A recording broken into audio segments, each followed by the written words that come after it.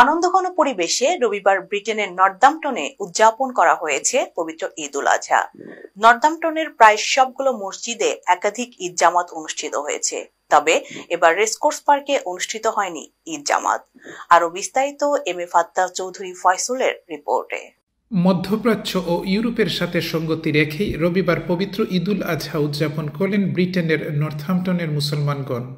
ত্যাগের মহিমায় বাস্যর পবিত্র ঈদ উল আজহা উপলক্ষে এনটিভির দর্শক সহ সমস্ত মুসলিম বিশ্বকে জানাই আমরা ঈদের শুভেচ্ছা, পবিত্র ঈদ মুবারক। ঈদের নামাজ আদায়ের জন্য ঈদের দিন সকাল থেকেই মসজিদের পানে ছুটে চলেন মুসল্লিরা।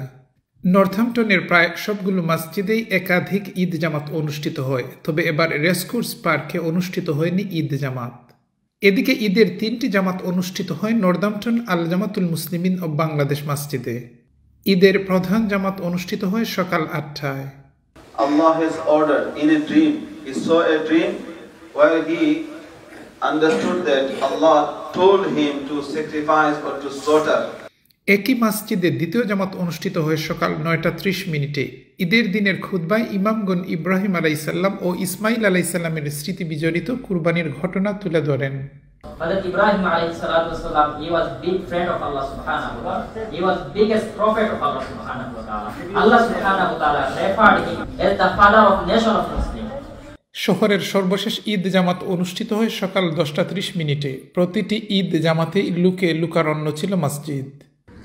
قال الله تعالى يا أيها الناس اتقوا ربكم الذي خلقكم من نفس واحدة وخلق منها।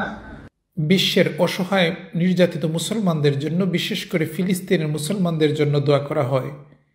নামাজ শেষে কুলাকুলিতে ভ্রাতৃত্বের আবাজ ছড়িয়ে পড়ে সবার মাঝে। সম্মানিত আজকে নর্থাম্পটনের সকল মুসলমান ভাই ও বোনেরা, ঈদ উল আজহা উপলক্ষে আমরা সবাই জানাই ঈদ উল আজহা, ঈদ মুবারক।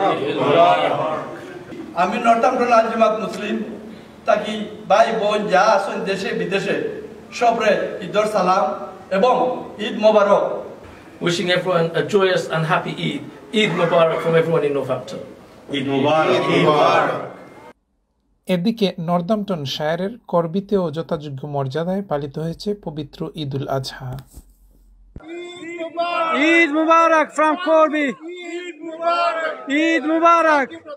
ঈদ উল আজহার ত্যাগের মহিমায় উদ্ভাসিত হোক সবার জীবন। ঈদ মুবারক। তাকাব্বালাল্লাহু মিন্না ওয়া মিনকুম সালিহাল আ'মাল। M A Fattah Chowdhury Faisal, NTV Europe news, Northampton.